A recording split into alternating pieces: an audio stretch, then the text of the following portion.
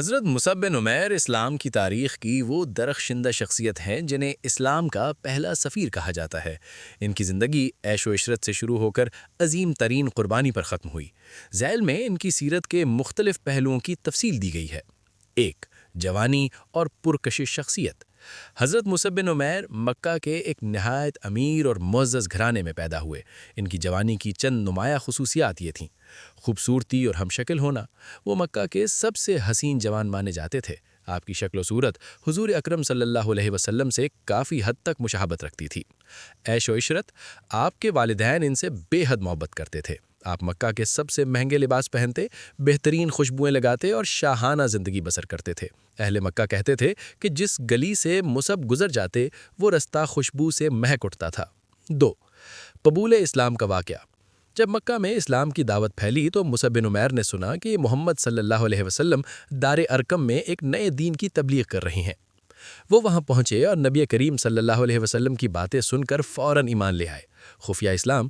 اپنی والدہ خناس بنت مالک کے ڈر سے انہوں نے شروع میں اپنا اسلام چھپائے رکھا، کیونکہ ان کی والدہ بہت سخت گیر تھیں۔ انکشاف۔ ایک دن عثمان بن طلحہ نے انہیں نماز پڑھتے دیکھ لیا اور ان کی والدہ کو بتا دیا۔ اس کے بعد ان پر تکالیف کا پہاڑ ٹوٹ پڑا۔ انہیں گھر میں قید کر دیا گیا اور تمام مراعات چھین لی گئیں، لیکن مصعب نے دولت اور ماں کی ممتا کے مقابلے میں اللہ اور اس کے رسول صلی اللہ علیہ وسلم کو چنا۔ 3. اسلام کے پہلے سفیر۔ حضرت مدینہ سے قبل جب مدینہ کے کچھ لوگوں نے بیعت کی تو حضور صلی اللہ علیہ وسلم نے حضرت مصعب بن عمیر رضی اللہ عنہ کو مدینہ بھیجا تاکہ وہ وہاں لوگوں کو قرآن سکھائیں اور اسلام کی دعوت دیں۔ آپ کی محنت اور اخلاق کی بدولت مدینہ کا گھر گھر اسلام سے منور ہو گیا۔ قبیلہ اوس اور خزرج کے بڑے سردار جیسے سعد بن معاذ رضی اللہ عنہ آپ ہی کے ہاتھ پر ایمان لائے۔ 4. شہادت کا عظیم مقام۔ غزوہ احد۔ حضرت مصعب بن عمیر کی شہادت کا واقعہ انتہائی رقت آمیز اور ایمان افروز ہے۔ مقام: سن 3 ہجری میں غزوہ احد کے موقع پر آپ کے پاس مسلمانوں کا علم یعنی جھنڈا تھا، دفاع رسول صلی اللہ علیہ وسلم۔ جب جنگ کے دوران افراتفری مچی تو مصعب بن عمیر رضی اللہ عنہ ڈٹ کر کھڑے رہے۔ چونکہ آپ کی شکل حضور صلی اللہ علیہ وسلم سے ملتی جلتی تھی، اس لیے مشرکین نے آپ کو نشانہ بنایا۔ ایثار کی حد۔ دشمن ابن قمیہ نے حملہ کر کے آپ کا دایاں ہاتھ کاٹ دیا تو آپ نے جھنڈے کو بائیں ہاتھ سے تھام لیا۔ جب بایاں ہاتھ بھی کٹ گیا تو آپ نے کٹے ہوئے بازوؤں سے جھنڈے کو سینے سے لگا لیا تاکہ وہ نیچے نہ گرے، یہاں تک کہ ایک نیزہ آپ کے سینے کے پار ہو گیا اور آپ شہید ہو گئے۔ کفن کا منظر۔ شہادت کے بعد جب آپ کی تدفین کا وقت آیا تو آپ کے پاس صرف ایک چھوٹی سی کملی یعنی چادر تھی۔ اس سے سر ڈھانپتے تو پاؤں ننگے ہو جاتے اور پاؤں ڈھانپتے تو سر کھل جاتا۔ نبی کریم صلی اللہ علیہ وسلم نے حکم دیا کہ سر کو چادر سے ڈھانپ دو اور پاؤں پر اذخر یعنی گھاس ڈال دو۔ نبی کریم صلی اللہ علیہ وسلم نے ان کی لاش پر کھڑے ہو کر قرآن کی یہ آیت تلاوت فرمائی: مومنوں میں سے کچھ ایسے مرد بھی ہیں جنہوں نے اللہ سے جو عہد کیا تھا اسے سچ کر دکھایا۔ بیعت عقبہ اولیٰ کے بعد جب مدینہ کے 12 افراد نے اسلام قبول کیا تو انہوں نے حضور صلی اللہ علیہ وسلم سے درخواست کی کہ ہمیں دین سکھانے کے لیے کوئی معلم عطا فرمائے۔ آپ صلی اللہ علیہ وسلم نے حضرت مصعب بن عمیر رضی اللہ تعالیٰ عنہ کا انتخاب فرمایا۔ تبلیغ کا انداز۔ حضرت مصعب رضی اللہ تعالیٰ عنہ مدینہ میں حضرت اسد بن زرارہ رضی اللہ تعالیٰ عنہ کے ہاں ٹھہرے، جو ان کے میزبان بنے۔ آپ کا انداز گفتگو نہایت نرم اور دل نشین تھا۔ آپ زبردستی کے بجائے قرآن کی آیات تلاوت کر کے لوگوں کے دل جیت لیتے تھے۔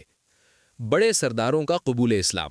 مدینہ کے 2 بڑے قبائل اوس اور خزرج کے سردار سعد بن معاذ رضی اللہ تعالیٰ عنہ اور اسید بن حضیر رضی اللہ تعالیٰ عنہ شروع میں سخت غصے میں آئے۔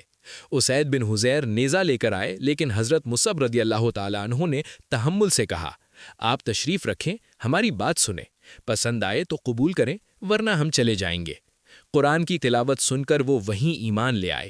ان کے پیچھے سعد بن معاذ رضی اللہ تعالیٰ عنہ بھی مسلمان ہو گئے۔ تاریخی کامیابی۔ ان 2 بڑے سرداروں کے اسلام لانے سے پورے مدینہ میں انقلاب آ گیا۔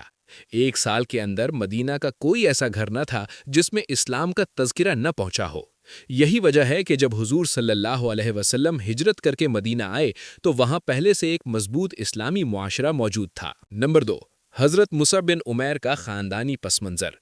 آپ کا تعلق قریش کی ایک نہایت معزز اور دولت مند شاخ بنو عبد الدار سے تھا۔ والدین: آپ کے والد کا نام عمیر بن ہاشم اور والدہ کا نام خناس بنت مالک تھا۔ آپ کی والدہ مکہ کی امیر ترین اور با اثر خواتین میں شمال ہوتی تھیں۔ ازدواجی زندگی۔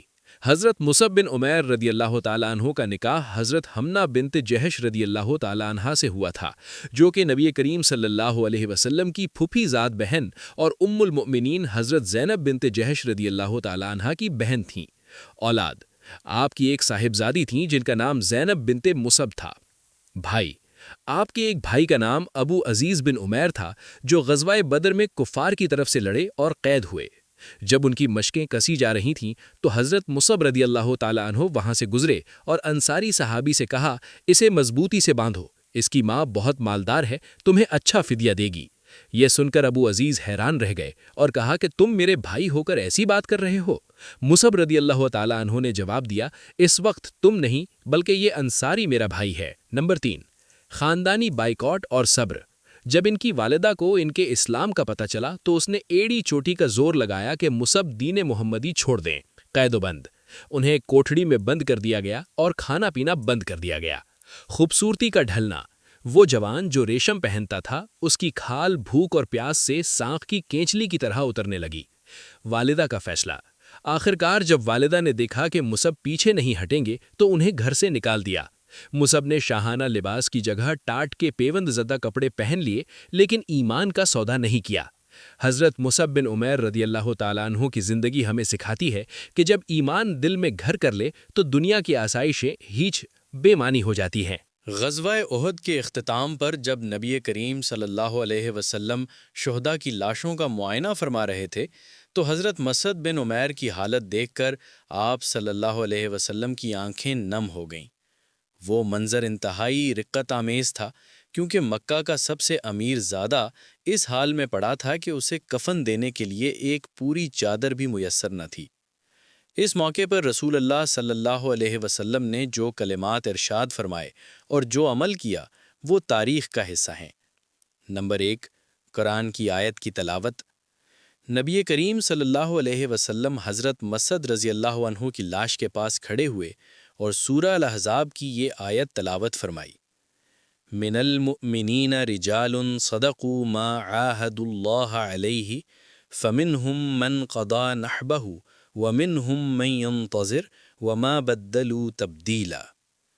ترجمہ: مومنوں میں سے کچھ ایسے مرد بھی ہیں جنہوں نے اللہ سے جو عہد کیا تھا اسے سچ کر دکھایا، پھر ان میں سے کوئی اپنی نذر پوری کر چکا شہید ہو گیا اور کوئی انتظار کر رہا ہے، اور انہوں نے اپنے عہد میں ذرا بھی تبدیلی نہیں کی۔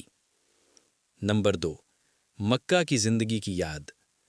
آپ صلی اللہ علیہ وسلم نے حضرت مصعب رضی اللہ عنہ کے پرانے پھٹے ہوئے لباس اور ان کی قربانی کو دیکھ کر صحابہ سے مخاطب ہو کر فرمایا، میں نے تمہیں مکہ میں دیکھا تھا، وہاں تمہارے جیسا حسین اور خوش پوشاک کوئی نہ تھا، اور تمہارے ماں باپ تمہیں سب سے زیادہ عزیز رکھتے تھے، مگر آج تم اس حال میں ہو کہ تمہارا سر پراگندہ ہے اور بدن پر صرف ایک چادر ہے۔ نمبر 3، قیامت کے دن کی گواہی۔